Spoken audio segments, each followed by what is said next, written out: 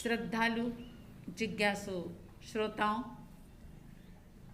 वीरथुई के माध्यम से, पुच्छीस्वरम के माध्यम से 24वें तीर्थंकर श्रमण भगवान महावीर स्वामी जी की परम पावन स्तुति करके हम अद्भुत आनंद का अनुभव कर रहे हैं।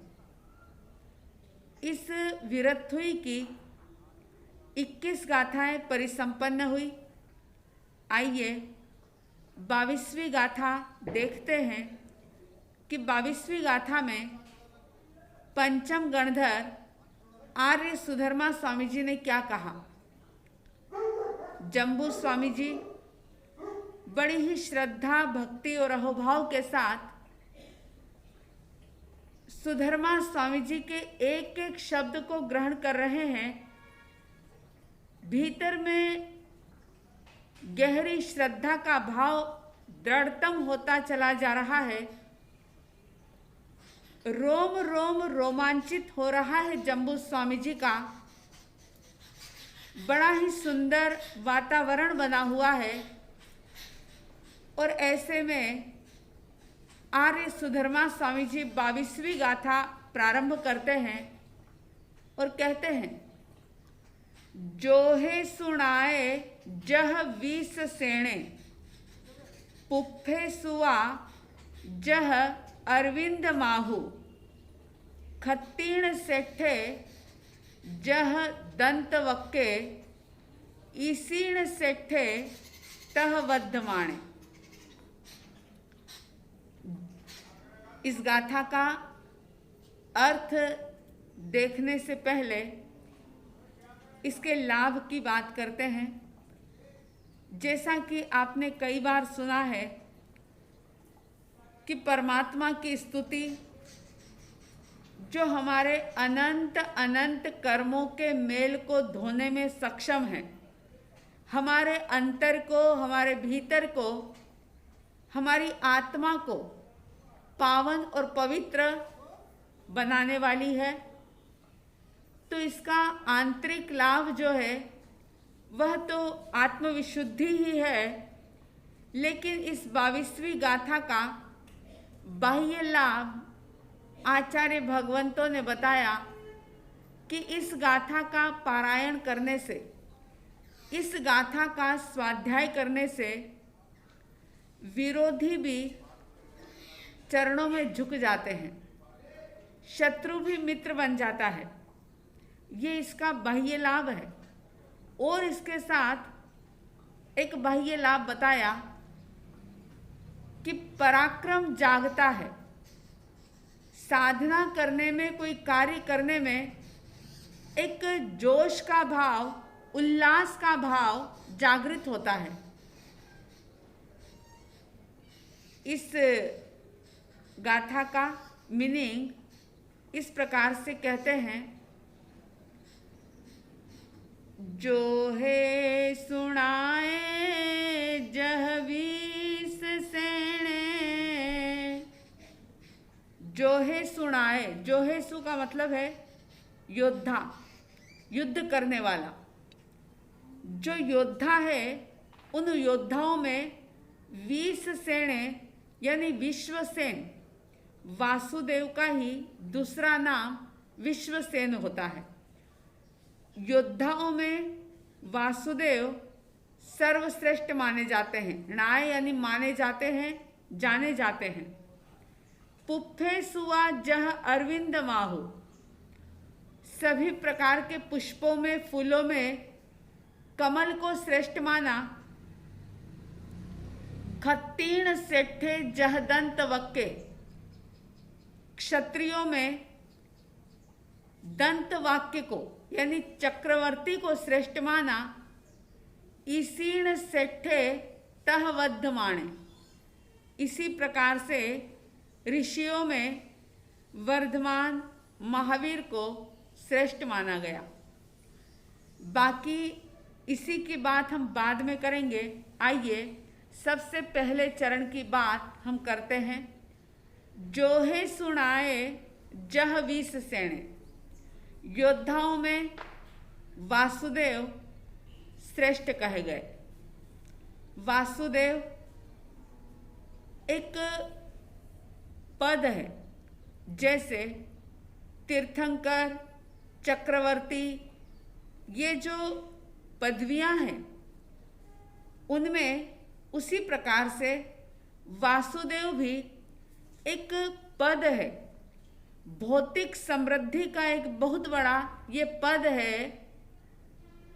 और वासुदेव जो होते हैं वे हमेशा अपने जीवन में लगभग 350 से ज़्यादा युद्ध करते हैं, लेकिन हर युद्ध के अंदर वे अपराजित बने होते हैं, अजेय बने होते हैं। एक भी युद्ध को हारते नहीं, सारे युद्ध जीतते हैं। 63 श्लाघनीय पुरुषों में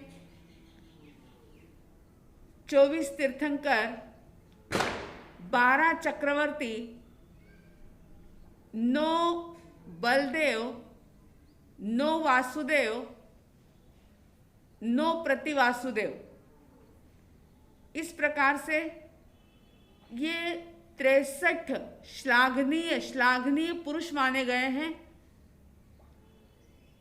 इनमें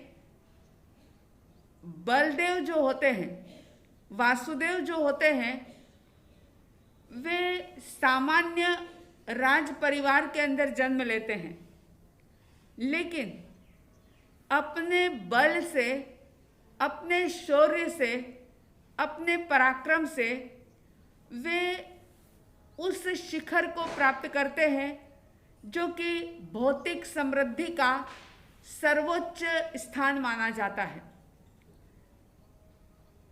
वासुदेव हमेशा निदानकृत होते हैं। निदान शब्द तो आपने सुना ही होगा, जिसे हम नियाणा भी कहते हैं। पिछले जन्म में तब साधना करते हुए जो साधक ये भाव निकाचित कर लेता है कि मुझे मेरे इस तप का लाभ इस रूप में मिले, इस तप का फल मुझे इस रूप में मिले, और फिर उसकी आलोचना नहीं की जाए, प्रतिक्रमण और प्रायश्चित नहीं किया जाए, भौतिक समृद्धि से युक्त किसी भी पद की कामना कर लेना, ये एक प्रकार का निदान कहा जाता है। और जितने भी वासुदेव होते हैं वे सारे निदानकृत होते हैं। और आप जानते होंगे कि निदान को जैन दर्शन में तीर्थंकरों ने शल्य कहा है। शल्य का मतलब होता है कांटा। बाहर के जो कांटे होते हैं वे चुभते हैं, सालते हैं, लेकिन प्रयास करने पर निकल भी जाते हैं। मगर ये जो निदान का शल्य होता है, निदान का कांटा होता है, ये चुभ जाता है और सालता रहता है। जो निदान करके उस पद को प्राप्त करते हैं वे चाह करके भी तब संयम के मार्ग पर आगे नहीं बढ़ पाते। जैसा कि आप सबके सामने अंतगढ़ सूत्र के अंदर वर्णित वासुदेव श्री कृष्ण जी का चरित्र है। अगर भाव जागृत भी हो जाते हैं संयम मार्ग पर बढ़ने के, त्याग तप करने के, तो भाव होने के बावजूद भी वे उसे क्रियान्वित नहीं कर पाते। और ये बात अंतगढ़ सूत्र के श्रवण से आप लोगों ने बड़े अच्छे तरीके से जानी होगी कि श्री कृष्ण वासुदेव परमात्मा अरिष्ट नेमि जी से पूछते हैं कि मैं ये सब नहीं कर सकता, मैं त्याग नहीं कर सकता, तो भला मेरा भविष्य क्या होगा, मेरा फ्यूचर क्या होगा, मेरी गति क्या होगी। तो वे क्यों नहीं कर सकते? भाव होने के बावजूद भी इसलिए नहीं कर पाते कि वे निदानकृत होते हैं। आर्य सुधर्मा स्वामी जी कह रहे हैं कि योद्धाओं में वासुदेव श्रेष्ठ माने गए और इसीण सेठे तहवद्ध माने। जैसे योद्धाओं में वासुदेव श्रेष्ठ है, इसी तरह से ऋषियों में वर्धमान महावीर सर्वश्रेष्ठ माने गए। वासुदेव बाहरी जगत के योद्धा हैं। वे बाहर के शत्रुओं के साथ युद्ध करते हैं, उनको पराजित करते हैं।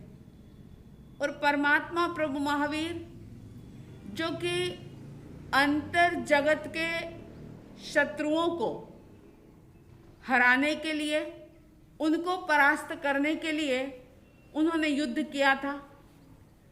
क्योंकि अंतर जगत के शत्रु काम, क्रोध, कर्म, मोह आदि जो भी हैं, ये सारे अनादिकाल से आत्मा के साथ लगे हुए हैं। और जब तक इन शत्रुओं को परास्त नहीं किया जाता, मुक्ति का अनुभव, मुक्ति का आनंद नहीं प्राप्त हो सकता। तो परमात्मा प्रभु महावीर ने भी युद्ध किया, लेकिन किसी बाहर के शत्रु के साथ नहीं, लेकिन अपने भीतर में रहे हुए जन्मों जन्म से संचित कर्म शत्रुओं के साथ उन्होंने बड़े पराक्रम के साथ युद्ध किया और विजय श्री को हासिल किया, कर्म शत्रुओं को पराजित किया। सवाल पैदा हो सकता है कि एक तीर्थंकर बनने वाली चेतना, एक सर्वोच्च पद पर प्रतिष्ठित ऐसी भव्य चेतना, क्या उन्हें भी कर्म शत्रु परेशान करते हैं? और वैसे देखो तो भगवान महावीर स्वामी जी के संपूर्ण जीवन को अगर देखा जाए तो गर्भ से ही 3 ज्ञान के वो धनी थे और गर्भ से ही शुरू से लेकर के अंत तक कभी भी उनको क्रोध ने नहीं सताया, कभी उनके भीतर में मान नहीं आया, कषाय नहीं आया, मिथ्यात्व नहीं आया, कभी क्रोध से मूढ़ नहीं बने भगवान महावीर। जब क्रोध से मूढ़ नहीं बने, अभिमानी नहीं बने, तो फिर भला उनको साधना करने की क्या जरूरत थी? क्योंकि कर्म शत्रु जो थे वे उनको मूढ़ नहीं बना सकते थे।